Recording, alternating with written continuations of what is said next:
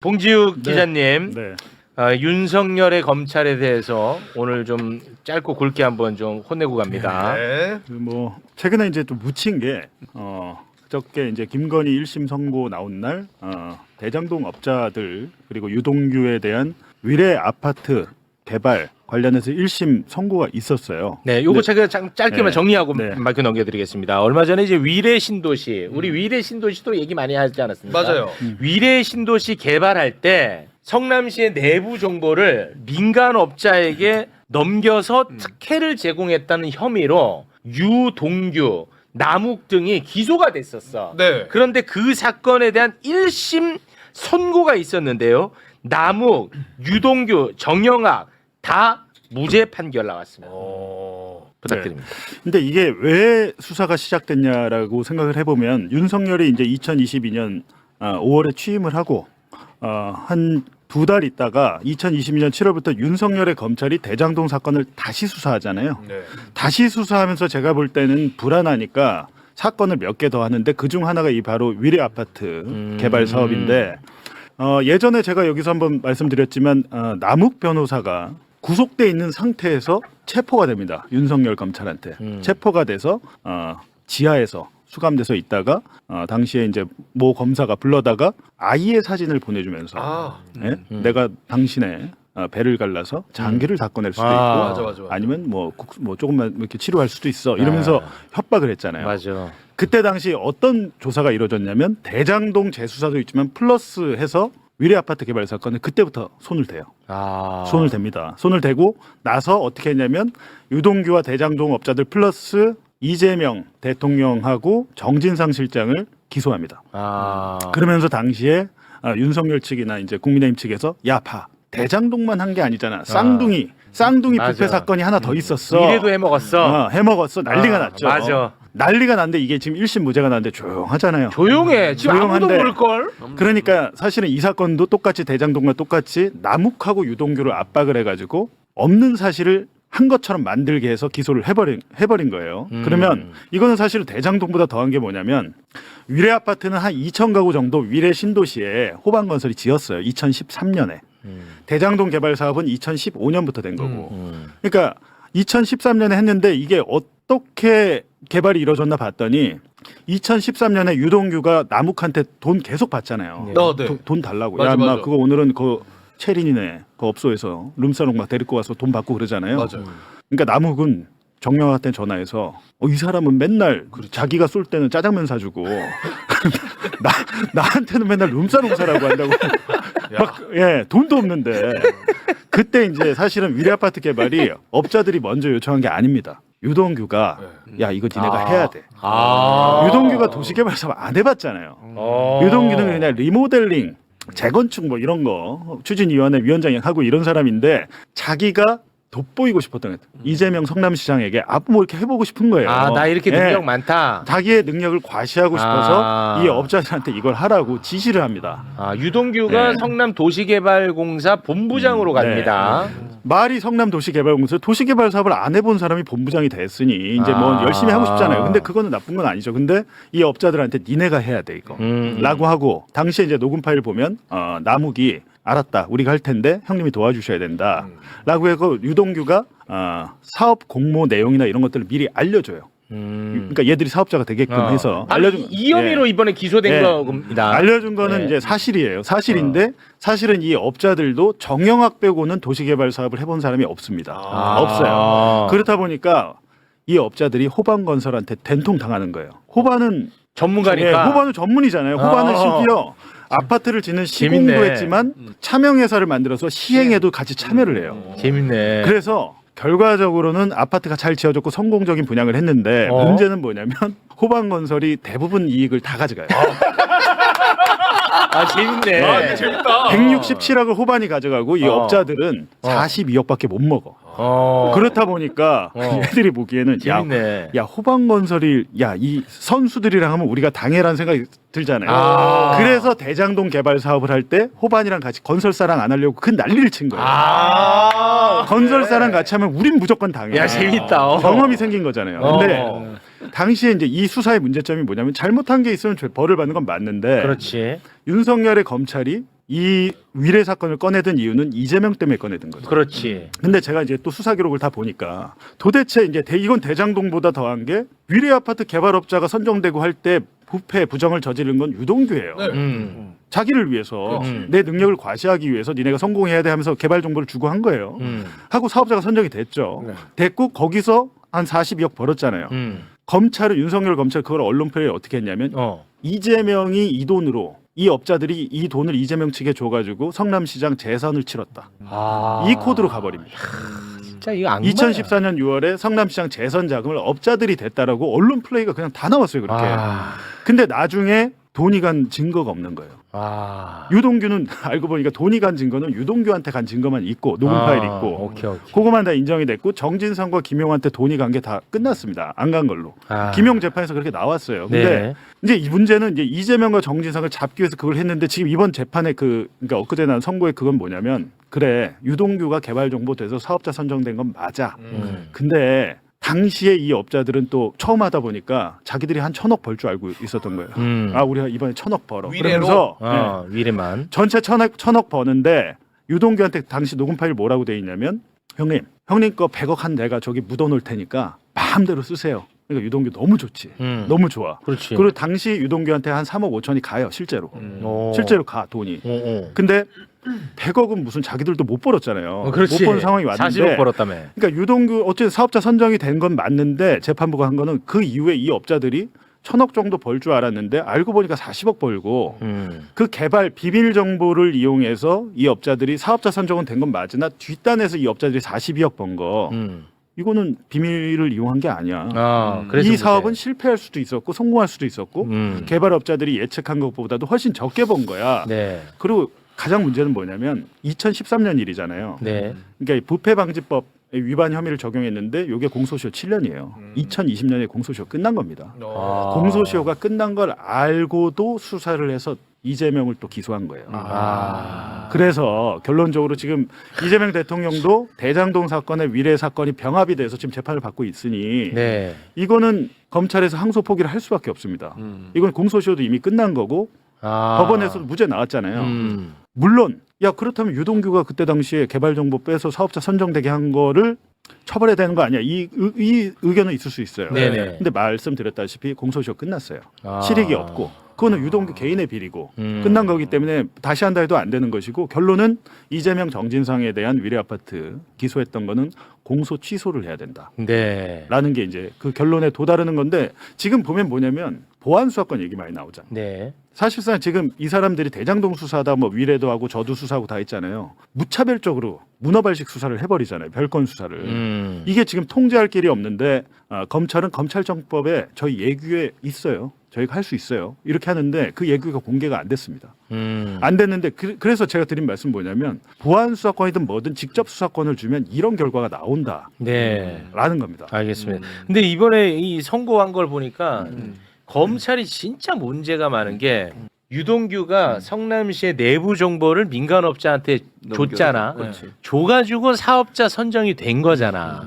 그런데 이 판사가 이걸 지적합니다. 정보를 이용해서 사업자 선정된 것 이게 굉장한 특혜다. 그런데 이 검사 너네들 이놈들은 이거는 또 기소를 안 했더라. 그건 기소.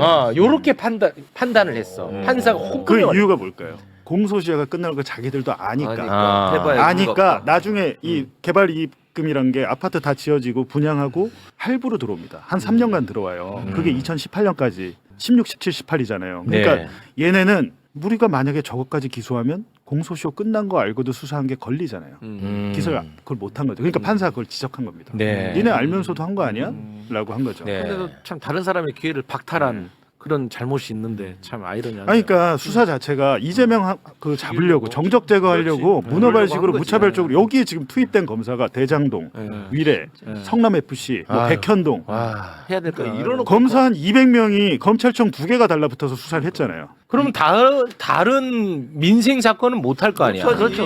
어. 그리고 이래놓고 검찰이 경찰보다 수사 잘한다고 이따위 소리 하는 게 말이 되냐고. 그러니까요. 말이 안 되는 거지. 그리고 이제 또 하나가 있습니다. 윤석열의 검찰 이 문제점. 이재명을 잡기 위해서 대북 송금 사건 이거를 만들어냈다. 우리가 이 얘기는 뭐 수도 없이 하지 네, 않았습니까? 그렇죠. 그런데 단일한 한 사건이야. 대북 송금이라고 하는 이 단일한 한 사건을 갖고 검찰이 중복해서 기소를 한 부분이 있습니다. 사건은 하나인데. 사건은 하나인데 그거 때려주세요.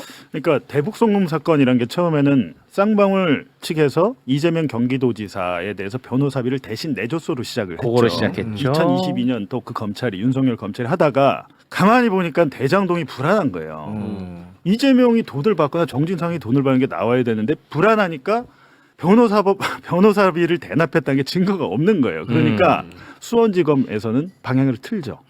야, 이거는 북한에 돈을 보낸 대북 송금 사건. 이재명을 위해서. 그걸로 이제 사건을 틀어요. 왜냐하면 불안하니까 여러 개가 중복돼서 나오는 겁니다. 근데 요거에 대해서 어찌됐든 이화영 전 경기도 평화부지사가 유죄를 받잖아요. 네. 유죄를 받을 때까지 기다려요, 검찰이. 이재명을 그때까지 놔도. 아. 유죄를 받을 때까지 기다렸다가 신진우 부장판사가 유죄를 내리죠.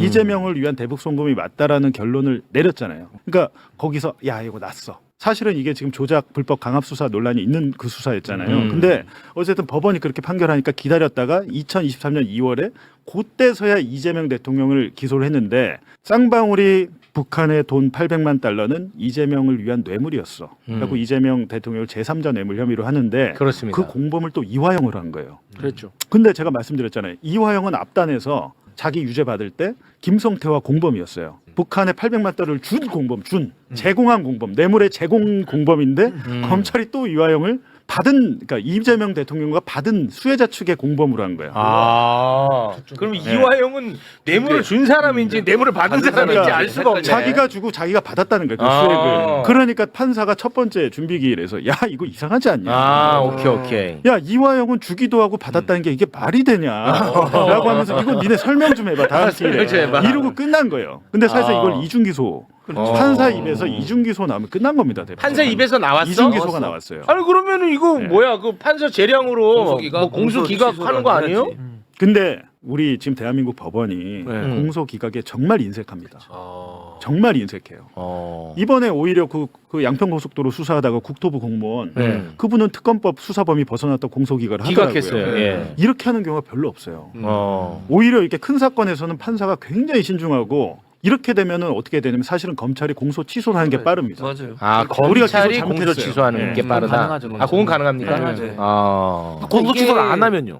아니 그러니까 재판 계속 받아야 돼요. 안 하면 사실 뭐 법무장관이 뭐 지휘를 한다든지 여러 가지 방안들이 있는 건데 결국 아까 위례 사건이나 지금 이 이중기소 사건도 마찬가지지만 이게 정말 검찰권 남용의 대표적인 사례고 그 주된 피해자가 이제 이재명 대통령 당시 대표 시절에 그 주변인들 우리 봉 기자님까지 포함해서 많은 분들이 이렇게 다 시달린 거잖아요. 그러니까 그런 부분에 대해서는 저는 검찰권 오남용에 대한 저는 대대적인 시정 조치가 반드시 이재명 정부와에서 있어서 전 정상화를 시킬 필요가 있다. 13일째 단식 중이었던 이재명 더불어민주당 대표가 쌍방울 대북 송금 혐의로 검찰 조사를 받기 위해 두 번째 출석한 날입니다. 이로부터 엿새 뒤인 2023년 9월 18일 검찰은 대북 송금과 백현동 개발, 2018년 선거법 위증교사 의혹을 묶어 구속영장을 청구합니다. 국회 체포동의안이 가결돼서 영장 실질 심사까지 받았는데 법원이 기각했습니다. 이때 만약 이재명 대표가 구속됐더라면 오늘날 대통령 이재명은 없었을 가능성이 큽니다. 바로 윤석열 정부 검찰이 노렸던 겁니다. 이재명 당시 대표 말대로 검찰은 증거가 없었습니다. 대신 3인 성호의 진술을 만들어냈다는 의심을 받습니다. 사람 셋이 모이면 없던 호랑이도 만들어낸다는 말이죠. 김성태 쌍방울 전 회장, 박용철 쌍방울 전 부회장, 그리고 안부수 아태평화교류협회 회장, 이렇게 세 사람입니다. 피해자가 객관적 사실관계를 인정하고 있고 기본적인 증거들 또한 수집되어 있다. 저는 동의하기 어렵습니다. 법조 카르텔 집단의 편에서 내란을 비호하고 있는 법원의 태도가 이번에도 반복됐다고 생각합니다. 안부수는 뭐하는 사람입니까? 북한 고위급들과의 인맥을 이용해 돈벌이하는 대북 사업가이자 브로커입니다. 국정원 블랙요원이 특수활동비를 주고 고용한 정보원이기도 했습니다. 안부수와 방용철 등의 명목상 혐의는 횡령인데요. 쌍방울이 안부수의 사무실 임대료와 변호사비를 내주고 안부수 딸을 쌍방울에 특혜 채용해 허위급여와 오피스텔을 제공했다는 혐의입니다. 피의자가 인정하고 있다는 객관적 사실관계란 바로 이걸 말합니다. 인정하지 않을 도리가 없죠. 은행 계좌와 계약서 등의 물증이 존재할 테니까요. 그런데 더 중요한 혐의가 있습니다. 쌍방울 돈을 받고 이재명 대통령과 이화영 이화영 전 경기도 평화부지사를 모해 위증했다는 혐의입니다. 안부수는 2022년 11월 처음 검찰에 체포됐을 당시 쌍방울의 대북 송금이 주가 상승 목적이었다고 진술했습니다. 그런데 김성태가 2023년 1월 체포된 이후 진술이 바뀌기 시작합니다. 쌍방울의 대북 송금이 이재명의 방북 비용이었다는 겁니다. 이번에 안부수 등의 영장을 청구한 곳은 서울고검 인권침해점검 태스크포스인데요. 쌍방울이 안부수와 딸에게 거액을 지원한 이유가 이재명, 이화영 모해 위증에 있다고 서울고검은 보고 있습니다. 법무부 교정본부 특별점검팀이 올 9월 17일에 작성을 한 연어 술파티의 의혹 조사 결과 공개를 합니다. 이 보고서에 따르면 더 이상 이 사안을 정치 공방이나 기억의 왜곡으로 치부할 수 없다는 점을 보여주고 있습니다. 서울고검의 수사는 이른바 연어 술파티 의혹에 대한 법무부의 감찰 결과를 토대로 진행하고 있습니다. 법무부가 교도관들을 직접 조사하고 출정 일지와 교정 정보 시스템, 접경 기록 및 카드 사용 내역 등을 대조한 결과 이화영 전 경기도 평화부지사 등이 주장해온 연어 술파티가 실제로 있었고 검찰의 회의와 진술 합작 세미나도 사실이었던 겁니다. 저를 포함해서 김성태 씨, 박영철 씨, 안부수 진술 세미나를 반복적으로 했습니다. 2023년 한 해 동안 김성태는 184회, 이화영은 60회 검사 조사 출정을 했는데 이는 전국 대형 교정시설 중 최다 또는 최상위 수준입니다. 또한 휴일 조사 때는 이들에게 육회덮밥, 회덮밥, 갈비탕, 삼계탕, 고급 도시락과 커피, 햄버거, 과자 등이 반복 제공되었습니다. 구속된 수용자들에게 외부 음식을 제공하는 건 교정 및 수사규정 위반입니다. 교도관들이 항의했지만 검사가 강행했다고 합니다. 수용자들끼리 자유롭게 만나도록 검사가 자리를 만들어준 사실도 확인됐습니다. 선임계도 없는 변호사들이 피의자를 접견하기도 했다고 합니다. 모두 불법인데요. 담당 검사가 바로 박상용입니다. 여러분 이 얼굴 기억하시죠? 전혀 아니고요.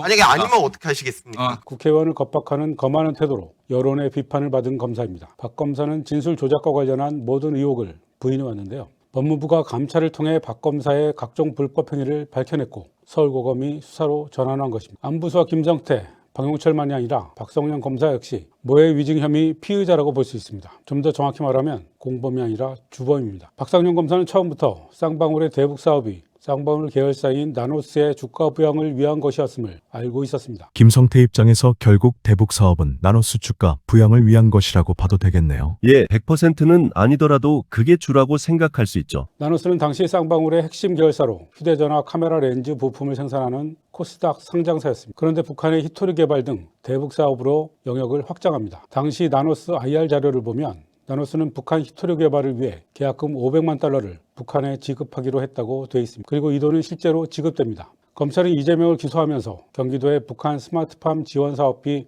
500만 달러와 방북비용 300만 달러를 쌍방울이 대납하도록 했다고 주장했죠. 하지만 쌍방울이 북한에 지급한 돈은 이처럼 쌍방울 자체 사업을 위한 투자였습니다. 실제로 검찰이 안부수를 기소할 때도 쌍방울의 대북 송금이 주가 상승 목적이었다고 밝혔습니다. 수원지법의 안부수 1심 판결문에도 쌍방울의 대북 송금은 계열사의 주가 상승이 목적이라고 적시되어 있습니다. 뉴스타파가 보도한 국정원 보고서 역시 쌍방울의 대북 송금이 주가 상승을 위한 것이었음을 뒷받침합니다. 실제로 대북 사업 발표 뒤 나노스 주가는 급등했습니다. 쌍방울은 당시 주가 담보 대출이 많았다고 합니다. 그래서 주가가 떨어지면 강제로 반대 매매를 당할 수 있었기 때문에 김성태가 주가에 민감할 수밖에 없었다는 쌍방울 내부자 증언도 있습니다. 그런데 윤석열이 대통령이 된 뒤 본격적인 이재명 죽이기가 시작됩니다. 대장동 1차 수사팀을 해체하고 이재명을 타깃으로 재수사를 시작했고 대북 송금 사건도 이재명을 정점으로 재설계에 들어갑니다. 검찰이 불안했던 것 같아요. 왜 불안했냐면 대장동 사건은 물증이 없고 지금 진술을 꽤 맞췄는데 만약에 이 진술이 법정에 가서 인정이 안 되면 그냥 무죄가 되고 오히려 역풍을 맞을 겁니다. 그래서 제 생각에는 보험 차원에서 대북 송금 사건도 이재명을 수괴로 해서 사건을 재구성합니다. 그러면서 쌍방울의 주가 조작은 인정할 만한 증거가 없다며 사건을 없애버립니다. 김성태를 회유하기 위한 당근이었을 겁니다. 김성태로선 본인의 죄가 줄어드는 것이니 마다할 이유가 없었을 겁니다. 최초 진술을 뒤집고 검찰에 협조하기 시작한 김성태는 2024년 1월 보석으로 풀려났고 1심에서 징역 2년 6개월과 징역 1년에 집행유예 2년이라는 두 건의 판결을 받았습니다. 검찰이 형량을 줄여주려고 쪼개기 기소를 한 거죠. 대북 송금 혐의 등에 대해서는 실형이 선고됐는데 법정 구속도 되지 않았습니다. 안부수 역시 2023년 11월 보석으로 풀려났고 항소심에서 징역 1년 6개월로 감형받았습니다. 반면 검찰에 협조하지 않은 이화영은 대법원에서 징역 7년 8개월 확정 판결을 받고 복역 중입니다. 쌍방울과 쌍둥이 같은 회사죠. KH그룹 배상윤 회장은 쌍방울 대북송금 혐의 등으로 해외 도피 중인데요. 지금 구속돼 있는 권성동 국민의힘 의원 쪽이 배상윤 회장의 귀국과 선처를 알선하면서 이재명 당시 민주당 대표를 대북송금에 여권 얻는 말을 해달라고 요청했다는 폭로도 나왔습니다. 그러면 배상윤 들어오면서 누구의 이름을 얘기하는 거였나요? 공항에서? 말씀드려도 되겠습니까? 네. 이자 제자 명자입니다. 이화영. 그래서 두 분의 이름입니다. 그 대가로 48억 원을 주기로 했다고 폭로하기도 했습니다. 저렇게 48억 얘기도 나오고 합니다. 48억은 우리 조경식 회장님이 말씀하신 액수인가요? 그쪽에서 요구한 겁니다. 아, 그쪽에서 요구한 겁니까? 그쪽이라고 하시면? 권 박사님의 그 베프가 있습니다. 강원도 영월의 황성일이라고요. 권 박사는 권성동을 말합니다. 조경식과 권성동이 롯데호텔에서 만난 사진도 있고 두 사람이 만나기 전에 통화한 음성 파일도 있습니다. 여하튼 지난번에 내가 얘기했던 걸 내가 뭐 이름은 얘기 안 하고 네네. 구체적으로 뭐 몇 명도 얘기 안 했어. 예예. 얘기 안 하고 하여튼 뭐 그런 걸 진술할 요의가 있다 그러더래. 그 뭐 수사 협조하면 뭐 저희들도 도와줘야지 그런 취지야. 아이고 감사합니다. 그러니까 조 회장하고 나하고 한번 좀 보죠 뭐 그러면. 예 언제든지 말씀하시죠. 달려가겠습니다. 한번 보고. 예예. 뭐 사람 이름 뭐 액수는 얘기 안 하더라도. 예예. 조 회장은 다 알고 있으니까 나도 뭐 이런 거 어디 가서 떠드는 사람이 아니야. 아니 많은 거. 알고 있습니다. 예. 뭘 이거 갖고 내가 떠들고 나발이 할 필요는 없고. 하여튼 내가 전화 한번 줄게요. 권 의원이 검찰 쪽에 다리를 놓아 배상윤의 진술을 유도하는 내용입니다. 이재명을 잡아놓기 위해 검찰과 국민의힘이 사전에 모의했음을 권성동 스스로 털어놓고 있습니다. 국민의힘을 포함해 윤석열 정부 검찰이 연루된 조직 범죄 사건입니다. 지난달 25일 수원지검 검사들이 재판 도중 집단 퇴정한 사실 기억하실 겁니다. 이 재판은 이화영 전 부지사의 국회 위증 혐의 재판인데요. 앞서 말씀드린 이화영의 연어술 파티 주장이 거짓이라고 검찰이 기소한 사건입니다. 그런데 최근 법무부가 이화영의 주장이 사실이라고 확인했죠. 오히려 국회에서 위증하고 거짓말을 반복해온 것은 박성현 검사와 검찰이라는 사실이 밝혀졌습니다. 재판을 더 진행했다간 검찰의 치부가 드러날 수밖에 없다고 판단하고 집단 퇴정을 해버린 겁니다. 검사들은 수원지법 형사 11부가 재판을 편파적으로 진행한다며 기피 신청을 했는데요. 기각됐습니다. 이재명 대통령은 엄정 감찰을 지시했고 정성호 법무부 장관의 지시에 따라 수원고검이 집단 퇴정한 검사 4명을 감찰하고 있습니다. 이 감찰 결과도 머지않아 나올 겁니다. 수원지검의 대북송금 사건에서 얼굴과 이름이 드러난 건 박상영 검사뿐이지만 실제로는 수원지검 전체가 모해 위증과 무고 혐의를 받고 있다고 해도 과언이 아닙니다. 대북송금 사건만이 아닙니다. 강백신 검사를 비롯한 서울중앙지검 대장동 2차 수사팀의 조작 수사 의혹 역시 쏟아지고 있습니다. 이 사건들의 진실이 드러나면 당시 법무부 장관이었던 한동훈 역시 책임을 져야 할 겁니다. 한동훈은 당시 국회에서 체포동의안 통과를 요청하면서 이재명의 불체포 특권 포기를 약속하고도 이행하지 않았다고 비난했습니다. 자신의 정치적 입지 확보를 위해서 조폭 출신의 사업가와 결탁하여 개인적 이익을 위해서 거액의 외화를 유엔 대북 제재까지 위반해가며 불법적으로 북한에 제공하여 국제 안보까지 위협한 중대 범죄 혐의입니다. 검찰의 조작 수사야말로 국가의 근간을 흔드는 중대 범죄입니다. 공동체의 안전을 위해 죄가 있는 사람을 처벌할 권한을 검찰에 위임했는데 그 권한을 이용해 무고한 사람을 처벌하려 했다면 국민에 대한 배신이자 법을 배신하는 행위입니다. 윤석열의 비상계엄이 헌법과 법률을 무너뜨린 내란이었듯이 검찰의 조작 수사 역시 국민의 기본권을 보장한 헌법과 법률을 무너뜨린 내란이나 마찬가지입니다. 우리 사회는 군사독재 시절 경찰과 정보기관의 간첩 조작 사건의 실체를 수십 년에 걸쳐 힘겹게 밝혀내고 재심을 통해 바로잡았습니다. 그런데 민주화된 사회에서 정의의 수호자여야 할 검찰이 조작 사건을 저질렀다는 의혹을 받는다는 사실만으로 통탄하지 않을 수 없습니다. 반드시 진실을 밝혀야 합니다. 책임자들을 강력히 처벌하고 제도를 고쳐야 합니다. 6월 21일 출정일지에 안부수의 딸이 검사실에 와서 안부수 면회 가능 여부에 대해서 물어봤고 조사 중 가족면회는 안 된다고 했으나 결국 만남이라고 교도관이 작성해 놓은 자료가 있습니다. 안부수의 딸의 이 접견을 허용했습니까? 네, 그때 당시 안부수 씨가 조사 중에 자신의 휴대폰을 딸 집에다 뒀다고 해서 딸한테 그것을 가지고 오라고 해서 그래서 그것을 이거로 받았습니다. 네, 알겠습니다. 들어가. 네, 근데 전혀 문제 없는 내용입니다. 예, 그리고 나서 안부수 씨의 진술이 반복되는 과정이 있죠. 들어가셔도. 예, 전혀 아닙니다. 안부수를 검찰청까지 호송한 교도관이 박상영 검사의 규정 위반 행위를 출정 일지에 기록해둔 겁니다. 혹시 나중에 교도관 본인이 책임져야 할 수도 있다는 걱정 때문에 기록으로 남겼을 겁니다. 하지만 안부수 딸이 휴대전화를 가져온 건 2023년 3월에 있었던 일입니다. 장경태 의원이 제기한 불법 면회 시점은 6월이고요. 장 의원이 박 검사를 다시 불러서 시점이 다르지 않냐고 따지자 박 검사는 교도관의 메모가 잘못됐다고 주장합니다. 자, 박상윤 검사 아까 저한테 뭐라 했어요? 핸드폰을 깔집에 뒀다고 해서 그걸 받았다고요? 6월 이 날짜는 교도관이 출정 기록 비고란에 써놓은 이 날짜는 6월 21일이에요. 박상윤 검사 했던 말은 2월 18일 날 핸드폰 갖다 준 날, 그 다음 3월 18일 날 답변 드릴까요?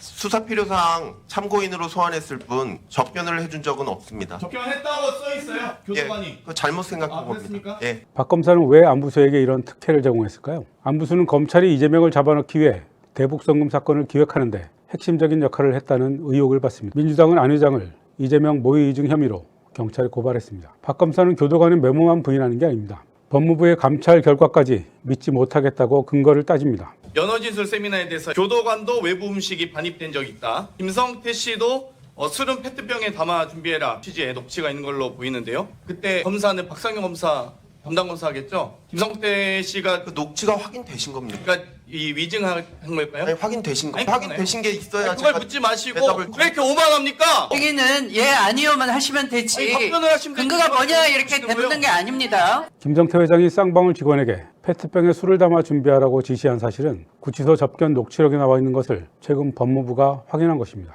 이른바 연어 술 파티가 있었다는 2023년 5월 17일 수원구치소에 수감된 김 회장을 쌍방울 직원이 먼저 만났고 이 과정에서 페트병에 술을 담아 준비하고 변호사를 통해 검사에게 말하면 된다는 취지로 지시했다는 겁니다. 법무부는 이날 수원지검 1313호 박상용 검사실 내 영상 녹화실에서 연어 회덮밥 및 초밥으로 이화영, 김성태 등 공범과 박상용 검사 등이 저녁 식사를 하는 과정에서 김성태 등이 종이컵에 소주를 마신 정황을 확인했다고 지난달 이미 밝힌 바 있습니다. 현재 서울고검 인권침해점검 TF가 진상조사를 하고 있습니다. 이화영 전 경기도 평화부지사가 처음 연어 술 파티 의혹을 제기했을 때 수원지검은 공식 보도자료를 통해 부인했죠. 이제 수원지검의 보도자료가 거짓일 가능성이 커졌습니다. 쌍방울 관계자가 음식을 가져온 사실이 있습니까?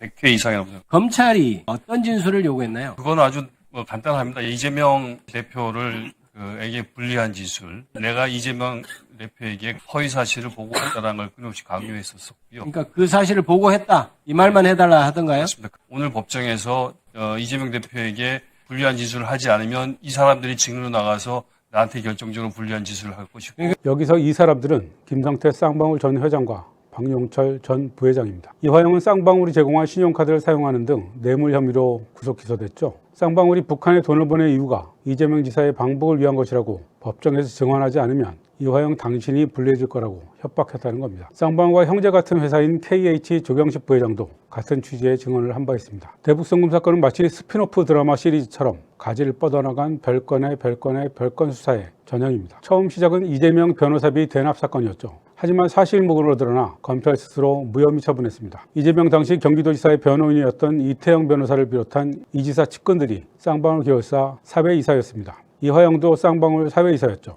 이때부터 검찰은 쌍방울을 털기 시작합니다. 처음엔 전환사채 발행 등 자본시장법 위반 혐의를 수사하다가 쌍방울이 제공한 신용카드를 썼다는 등의 혐의로 이화영을 구속했고 쌍방울이 추진했던 대북사업을 빌미로 대북송금 수사가 시작됩니다. 이재명이 나올 때까지 끝까지 간다. 고 이성균 주연의 영화 제목 같습니다. 이 사건의 수원지검 형사 1부와 6부가 총동원됩니다. 변호사들까지 압수수색을 받고 기소됩니다. 이재명을 향해 달려들었던 검찰은 아무것도 거칠 것이 없는 진격의 거인 같았습니다. 또 다른 검찰의 조작 수사 의혹이죠. 대장동 개발비리 사건 역시 핵심 피고인들의 진술이 바뀌면서 조작의 실체가 드러나고 있습니다. 검찰의 회유와 협박에 못 이겨 번복했던 진술을 정권이 바뀌자 다시 번복하고 있는 겁니다. 정확히 말하면 진술이 바뀌었다기보다 다시 처음으로 돌아왔다고 해야 맞습니다.